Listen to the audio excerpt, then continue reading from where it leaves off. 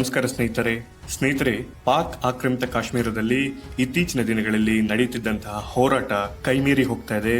ಇಷ್ಟು ದಿನಗಳ ಕಾಲ ಕೇವಲ ಕೂಲಿ ಕಾರ್ಮಿಕರು, ವ್ಯಾಪಾರಿಗಳು ಇತ್ಯಾದಿ ಜನ ಪಾಕ್ ಸರ್ಕಾರದ ವಿರುದ್ಧ ಹೋರಾಟ ಮಾಡ್ತಾ ಇದ್ರೆ, ಇತ್ತೀಚಿನ ದಿನಗಳಲ್ಲಿ ಅಲ್ಲಿನ ಮಹಿಳೆಯರು ಹಾಗೂ ಶಾಲಾ ಮಕ್ಕಳು ಸಹ ಎಲ್ಲರೂ ಸೇರಿ ಪಾಕ್ ಸರ್ಕಾರದ ವಿರುದ್ಧ ಹೋರಾಟ ಮಾಡ್ತಿದ್ದಾರೆ. ಈ ಹೋರಾಟಗಾರರು ಪಾಕ್ ಸರ್ಕಾರದ ಮುಂದೆ ಬಹಳಷ್ಟು ಬೇಡಿಕೆಗಳನ್ನಿಟ್ಟಿದ್ರು. ಅಲ್ಲದೆ 23 ಜೂನ್ ರವರೆಗೆ ಗಡುವನ್ನು ಸಹ ನೀಡಿದ್ರು. ಆ ಗಡುವು ಈಗ ಮುಗಿದು ಹೋಗಿದೆ. ಆದರೂ ಕೂಡ ಈ ಹೋರಾಟಗಾರರ ಬೇಡಿಕೆಗಳು ಪೂರೈಸಿಲ್ಲ. ಹೀಗಾಗಿ ಈ ಹೋರಾಟದ ಸ್ವರೂಪ ಇನ್ನೂ ಉಗ್ರವಾಗಿ ಆಗಲಿದೆ ಅಂತ ಹೇಳಲಾಗ್ತಿದೆ. ಸ್ನೇಹಿತರೆ, ಪಾಕ್ ಆಕ್ರಮಿತ ಕಾಶ್ಮೀರದಲ್ಲಿ ಕಳೆದ 15 ದಿನಗಳಿಂದ ಪಾಕ್ ಸರ್ಕಾರದ ವಿರುದ್ಧ ಹೋರಾಟ ನಡೀತಾನೆ ಇದೆ. ಪಾಕ್ ಆಕ್ರಮಿತ ಕಾಶ್ಮೀರದ ರಾವಲ್ಕೋಟ್ ಎಂಬ ನಗರದಲ್ಲಿ ಸುಮಾರು 70,000ಕ್ಕೂ ಹೆಚ್ಚಿನ ಹೋರಾಟಗಾರರು ಪಾಕ್ ಸರ್ಕಾರದ ವಿರುದ್ಧ ಹೋರಾಟವನ್ನು ನಡೆಸ್ತಾ ಬಂದಿದ್ರು. ರಾವಲ್ಕೋಟ್ ನಗರದ ಈದ್ಗಾ ಮೈದಾನದಲ್ಲಿ ಕಳೆದ 11 ದಿನಗಳಿಂದ ಧರಣಿಗೆ ಕೂತಿದ್ರು. ಆದರೆ ಇದೀಗ ಈ ಹೋರಾಟಗಾರರ ಜೊತೆ ಮಹಿಳೆಯರು ಹಾಗೂ ಶಾಲಾ ಮಕ್ಕಳು ಸಹ ಸೇರ್ಕೊಂಡು ಎಲ್ಲರೂ ಒಟ್ಟಿಗೆ ಪಾಕ್ ಸರ್ಕಾರದ ವಿರುದ್ಧ ಘೋಷಣೆಗಳನ್ನ ಕೂಗ್ತಾ ಇದ್ದಾರೆ. ಈ ಹೋರಾಟವನ್ನು ಮುನ್ನಡೆಸುತ್ತಿದ್ದಂತಹ Joint Awami Action Committee Pak ಸರ್ಕಾರಕ್ಕೆ ಜೂನ್ 22ರ ತನಕ ಡೆಡ್ಲೈನ್ ಅನ್ನು ನೀಡಿತ್ತು. ಆದರೆ ಪಾಕ್ ಸರ್ಕಾರದಿಂದ ಯಾವುದೇ ರೀತಿಯಾದಂತಹ ಆಶ್ವಾಸನೆ ಬರದೇ ಇರೋ ಕಾರಣ ಈ ಹೋರಾಟ ಇನ್ನೂ ತೀವ್ರವಾಗ್ತಾ ಇದೆ. ಹೋರಾಟಗಾರರು Pakistan forces out, Kashmir under Pakistan attack, we want our basic rights, UNO we need your attention ಎಂದು ಪಾಕ್ ಸರ್ಕಾರದ ವಿರುದ್ಧ ಘೋಷಣೆಗಳನ್ನ ಕೂಗ್ತಾ ಇದ್ದಾರೆ.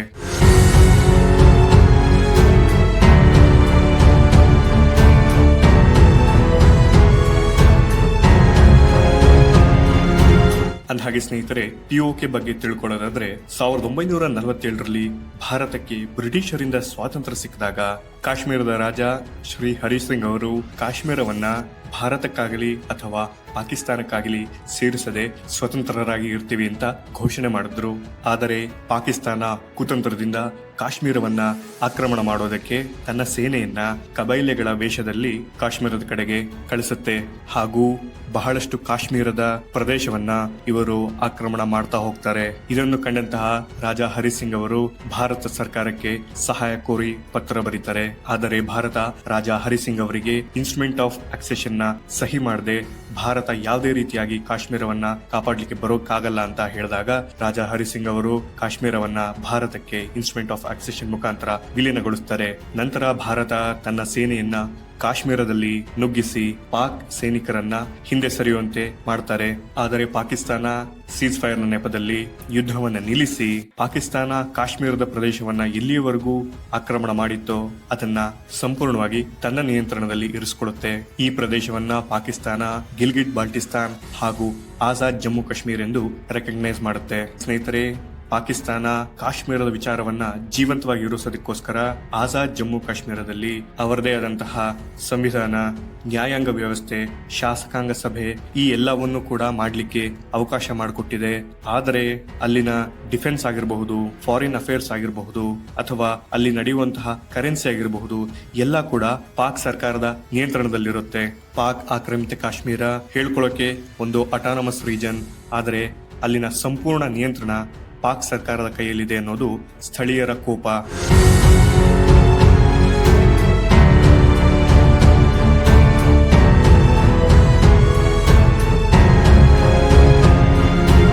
ಅಂದಾಗಿ ಸ್ನೇಹಿತರೆ, ಈ ಹೋರಾಟದ ಮುಖ್ಯ ಕಾರಣವನ್ನ ನೋಡೋದಾದ್ರೆ ಪಾಕ್ ಆಕ್ರಮಿತ ಕಾಶ್ಮೀರದ ಲೆಜಿಸ್ಲೇಟಿವ್ ಅಸೆಂಬ್ಲಿಯಲ್ಲಿ 12 ರಿಸರ್ವ್ ಸೀಟ್ಗಳನ್ನ ಇರಿಸಲಾಗಿದೆ.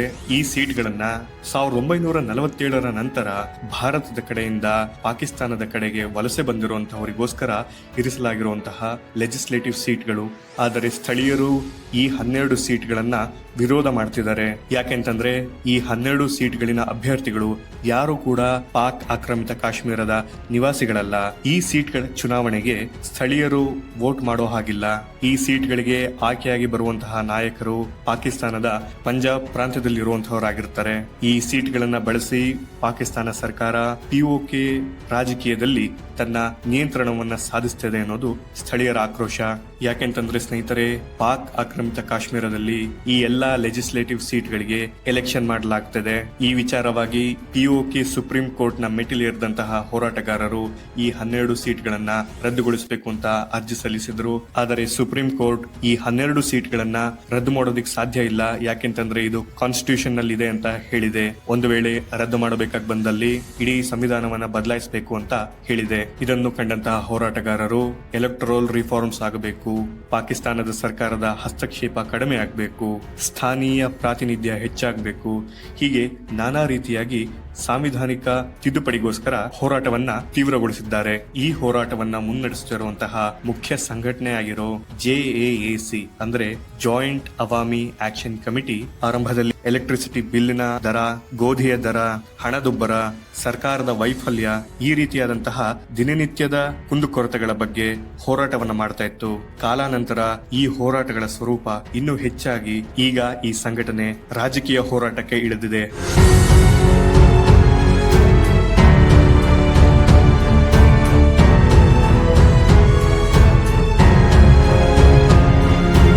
ಸ್ನೇಹಿತರೆ, ಈ ಹೋರಾಟದಲ್ಲಿ ಮೊದಲಿಗೆ ಸಾಮಾಜಿಕ ಕಾರ್ಯಕರ್ತರು, ಕೂಲಿ ಕಾರ್ಮಿಕರು, ವ್ಯಾಪಾರಿಗಳು ಹಾಗೂ ರಾಜಕೀಯ ಮುಖಂಡರುಗಳು ಸೇರಿ ಹೋರಾಟವನ್ನ ಮಾಡ್ತಾ ಇದ್ರು.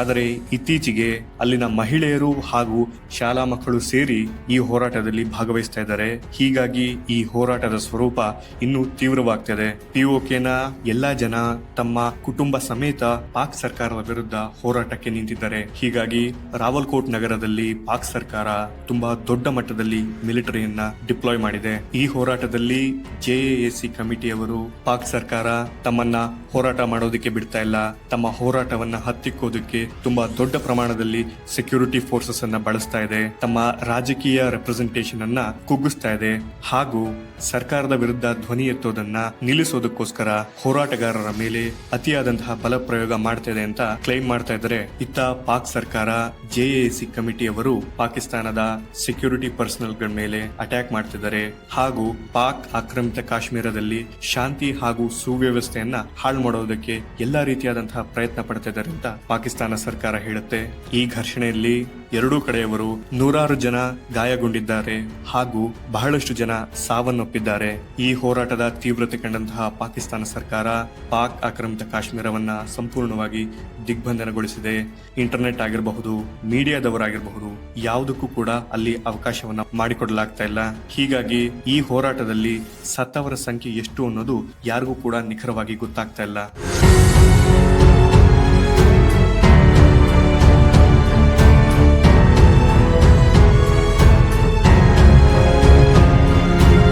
ಹಾಗೆ ಸ್ನೇಹಿತರೆ, ಈ 12 ಸೀಟ್ಗಳ ಕಾಂಟ್ರವರ್ಸಿ ಕೇವಲ ಒಂದು ಟ್ರಿಗರಿಂಗ್ ಪಾಯಿಂಟ್ ಅಷ್ಟೇ. ಯಾಕೆಂತಂದ್ರೆ ಪಾಕ್ ಆಕ್ರಮಿತ ಕಾಶ್ಮೀರದಲ್ಲಿ ಪಾಕ್ ಸರ್ಕಾರದ ವಿರುದ್ಧ ಬಹಳ ಕಾಲದಿಂದ ಹೋರಾಟ ಮಾಡ್ತಾನೆ ಇದ್ದಾರೆ. ಪಿಒಕೆ ಒಂದು ಅಟಾನಮಸ್ ರೀಜನ್ ಆಗಿದ್ರು ಕೂಡ ಎಲ್ಲಾ ನಿರ್ಧಾರಗಳು ಪಾಕ್ ಸರ್ಕಾರನೇ ತಗೊಳುತ್ತೆ. ಪಾಕ್ ಆಕ್ರಮಿತ ಕಾಶ್ಮೀರದಿಂದಲೇ ಸಿಂಧೂ ನದಿ, ಅದರ ಇನ್ನಿತರ ಉಪನದಿಗಳು ಕೂಡ ಹರಿದು ಬರೋದು. ಪಾಕಿಸ್ತಾನ ಈ ಎಲ್ಲಾ ನದಿಗಳ ಮೇಲೆ ಹೈಡ್ರೋ ಎಲೆಕ್ಟ್ರಿಕ್ ಪವರ್ ಸ್ಟೇಷನ್ ಗಳನ್ನ ಸ್ಥಾಪಿಸಿ ಇಲ್ಲಿಂದ ಕರೆಂಟ್ ಅನ್ನ ಉತ್ಪತ್ತಿ ಮಾಡುತ್ತೆ. ಆದರೆ ಇಲ್ಲಿ ಉತ್ಪತ್ತಿಯಾಗುವಂತಹ ಕರೆಂಟ್ ಅನ್ನ ಹೆಚ್ಚಿನ ಪ್ರಮಾಣದಲ್ಲಿ ಪಾಕಿಸ್ತಾನದ ಪಂಜಾಬ್ ಪ್ರಾಂತ್ಯಕ್ಕೆ ಕೊಡಲಾಗುತ್ತೆ. ಹೀಗಾಗಿ ಸ್ಥಳೀಯರಿಗೆ ಸಾಕಾಗುವಷ್ಟು ಎಲೆಕ್ಟ್ರಿಸಿಟಿ ಪೂರೈಕೆ ಆಗೋದಿಲ್ಲ. ಹಣದುಬ್ಬರ, ನಿರುದ್ಯೋಗ ಹಾಗೂ ಆಹಾರ ಸಮಸ್ಯೆಗಳು, ಎಲ್ಲದಕ್ಕಿಂತ ಮುಖ್ಯವಾಗಿ ರಾಜಕೀಯ ಪ್ರಾತಿನಿಧ್ಯ. ಪಿಒಕೆನ ರಾಜಕೀಯದಲ್ಲಿ ಸ್ಥಳೀಯರಿಗಿಂತ ಹೆಚ್ಚಾಗಿ ಪಾಕ್ ಸರ್ಕಾರದ ಹಸ್ತಕ್ಷೇಪ ತುಂಬಾ ತೀವ್ರವಾಗಿದೆ ಅನ್ನೋದು ಸ್ಥಳೀಯರ ಆಕ್ರೋಶ.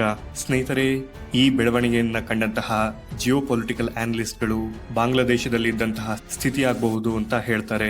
ಯಾಕೆಂದ್ರೆ ಸ್ನೇಹಿತರೆ, 1971ಗಿಂತ ಮುಂಚೆ ಪೂರ್ವ ಪಾಕಿಸ್ತಾನದಲ್ಲಿ ಇದೇ ರೀತಿಯಾಗಿತ್ತು. ಪೂರ್ವ ಪಾಕಿಸ್ತಾನದಲ್ಲಿ ರಾಜಕೀಯ ಪ್ರಾತಿನಿಧ್ಯ ಇದ್ರೂ ಕೂಡ ಅವರಿಗೆ ಅವಕಾಶ ಮಾಡಿಕೊಡ್ಲಿಲ್ಲ. ಪೂರ್ವ ಪಾಕಿಸ್ತಾನದ ಎಲ್ಲಾ ಸಂಪನ್ಮೂಲಗಳನ್ನ ಪಾಕಿಸ್ತಾನಕ್ಕೆ ಹರಿಸಲಾಗ್ತಾ ಇತ್ತು. ಎಲ್ಲದಕ್ಕಿಂತ ಮುಖ್ಯವಾಗಿ ಪಾಕ್ ಸರ್ಕಾರದ ವಿರುದ್ಧ ಹೋರಾಟವನ್ನ ನಡೆಸಿದಾಗ ಅತಿ ಹೆಚ್ಚಿನ ಪ್ರಮಾಣದಲ್ಲಿ ಮಿಲಿಟರಿಯನ್ನ ಬಳಸಿ ಅದನ್ನ ಶಮನಗೊಳಿಸೋದಕ್ಕೆ ಪ್ರಯತ್ನ ಪಟ್ಟಿತ್ತು. ನಂತರ ಭಾರತದ ಸಹಾಯದಿಂದ 71ರ ಭಾರತ ಹಾಗೂ ಪಾಕಿಸ್ತಾನ ಯುದ್ಧದಲ್ಲಿ ಪಾಕಿಸ್ತಾನವನ್ನ ಸೋಲಿಸಿ ಪೂರ್ವ ಪಾಕಿಸ್ತಾನವನ್ನ ಬಾಂಗ್ಲಾದೇಶ ಆಗಿ ಸ್ವತಂತ್ರಗೊಳಿಸಲಾಗಿತ್ತು.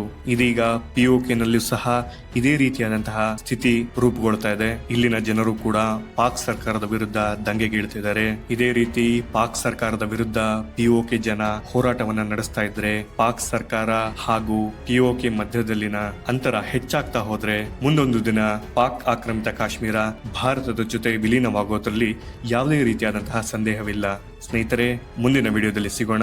ನಮಸ್ಕಾರ.